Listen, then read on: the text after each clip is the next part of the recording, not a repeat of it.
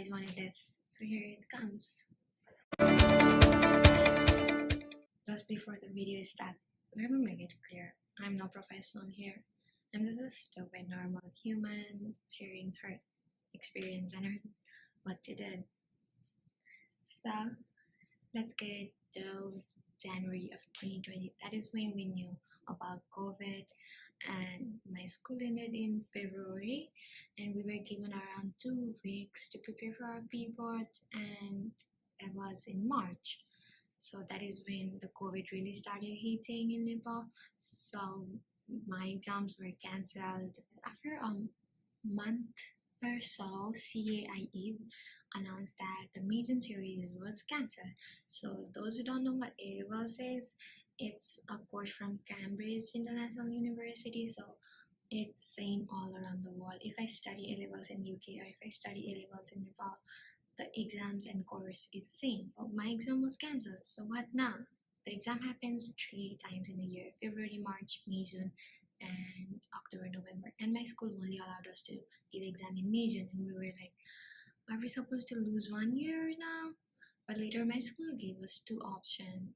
Either one, have our predicted grades for May, June, or give in-person examination in October, November. I was not sure what I wanted. I thought I would give few of them predicted and give other in-person in October and November, but my parents convinced me to have all of them predicted. If I was not happy with my grades, then I can give them again. So how the predicted grades work is that every year my teacher kind of send predicted grades to CAIE as a backup plan or something, but this year they would have to prove why I deserve that grade. Like they would have maybe this one previous grades that I had in my internal examination or some letters of recommendation and things like that. So now I'm sure what would happen with my A-levels and the high school. I started focusing on the after thing that I had to do in June. I started like studying for SAT. I studied through Khan Academy. You can just Google them and open an account, and it's a really good site for studying. Since Nepal was in lockdown, I couldn't book my exam or anything, so it was just a light side study that I did along with the research of university. If you don't know what you want to study, the first step would be to do a career test. That's a good start. There are many free online quizzes that you can take, and they recommend you few of the things that you can follow and you may actually like them. So now afterwards you just search study the field you're interested in US or any other countries you're interested in, and the Google will give you a list of university. I know there are certain requirements many of you might have, like you have your own preference of what you want in a university, and maybe having a low cost of attendance might be common for Everest Nepali, so you can just type like low cost of attendance university and things like that. And once you have a list of university, note them down either in your computer or in your note copy and go to each university, look at their major they provide. You may be interested in some other things that they provide, and I know that many universities have requirements, for example for the admission, for the even the course that you want to study in, or for a certain scholarship, and write each of them down. And you go to financials and look at the cost of attendance and the amount of scholarship they offer and write it down too. And afterwards, once you're done with research, and you will have the final list of university that you're interested in. Now, if you're interested in studying abroad, the first step would be to have a passport if you do not have one yet. For the exam, you could either give ACT or SAT. It's up to you. I don't know much about ACT, so you guys should probably Google that. And you can go to, for me, I personally studied from Khan Academy for SAT, and I printed the practice test from SAT website online. I didn't go to any study school, prep school or anything. I just studied by myself. You go online and fill out the form, and then you go to one of the bank to pay for the money for the SAT. I think some of the bank might charge you a fee. So now, done with SAT, right? But for me, it was cancelled. SAT was cancelled a week before it was supposed to happen because of COVID, because I think our country went on another surge, so it was in lockdown again. So I had already like made a list of all the university I wanted and researched on them, but it was cancelled. So I focused on English proficiency test. I gave TOEFL. People have been asking me if TOEFL or IELTS is better. Personally, I did TOEFL because we do it in computer. We write and speak in computer, and I'm not comfortable around people. So if you're someone who is comfortable around people, just go ahead and do IELTS. It's really up to you. Again, for the TOEFL, just fill in the online form, go to the TOEFL website, pay the money from the bank, and that is how you do it. I applied through Common App. My school helped a lot in that. I know not every school helps. So what I did was I went to Common App. It's a site to apply for university, freshman or transfer for undergraduate, I believe. So my school advisor wrote us so that the application fee would be waived. Each university has certain amount of application fee you would have to pay to apply. Note that down in your note copy too. You didn't have to pay any fee as we applied from Common App, and I had my two high school teachers write a letter of recommendation. They could directly go to Common App and write a letter of recommendation too. So that is how I applied.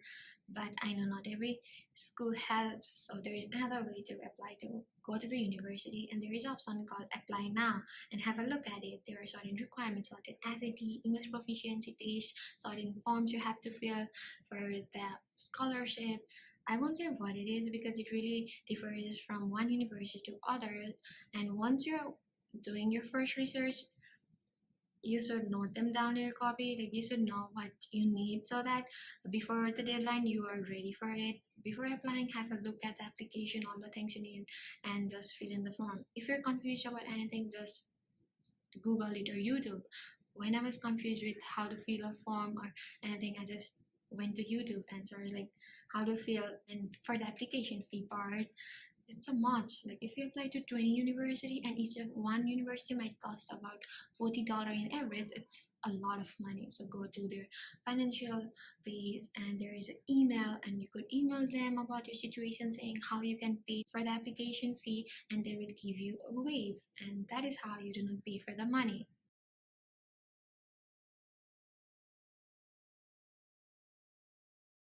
Now it was nearing October and I haven't given my SAT yet, so I decided to go test optional because I really wanted to apply to top university choice of mine or the decision, and the deadline was November 1, so I started to focus on English proficiency test. I gave TOEFL. So I was done with all of the things I needed to do to apply to that one university, writing essays, filling out all the applications, forms for scholarship, but my TOEFL result would be published in November 3, which was after the deadline. So I just emailed the university about my situation and they understood. I finished applying to all of the university by March, and I've also gotten result from few of them. I got all of my decision until April, but by then I had already made my decisions to come to this university to the many regions. So I emailed the university about my decision, and my process of shipping I-20 to me was started. I actually got my I-20 pretty fast. Like it really took me around 4 to 5 days to get my I-20. The shipping was super fast. So I then started the visa process. Our country was still just on and off lockdown.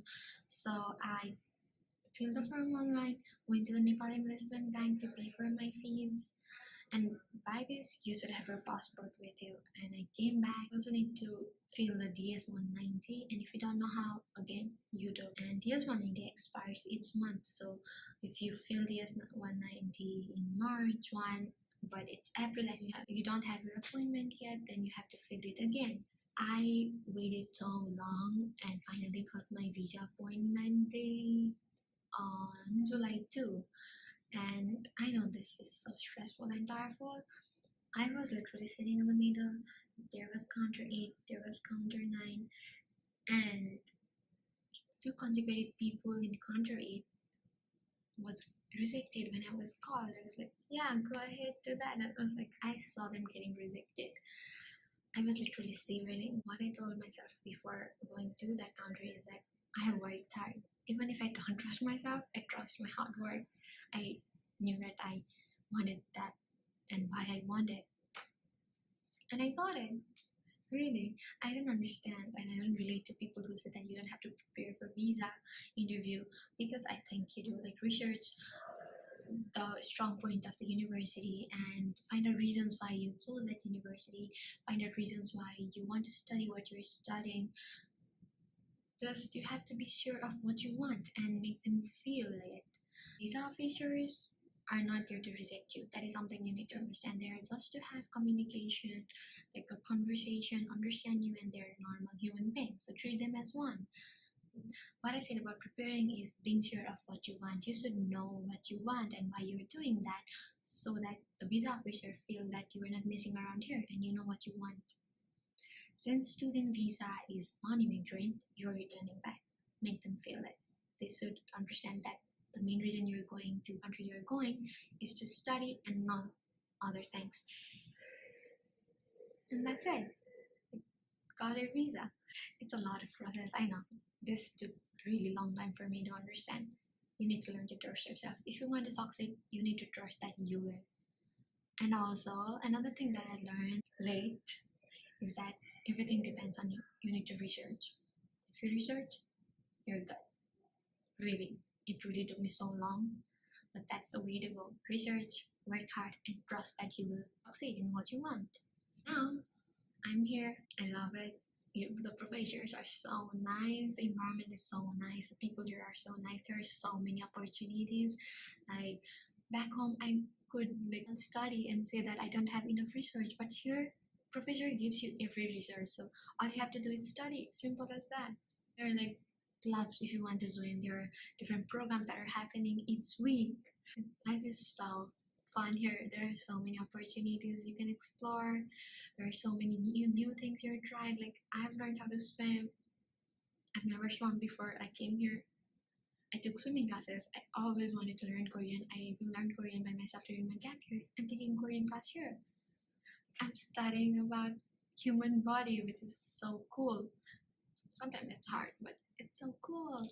Like the lab, I love it so much. We have so much fun in our lab, and friends like American or Vietnamese, even Nepali. There are so many people who are friends who have different stories. Like, just know that what you want and you will get it. That's the advice I would give. If you want to follow through my journey, subscribe. Here. See you in the next one. Bye.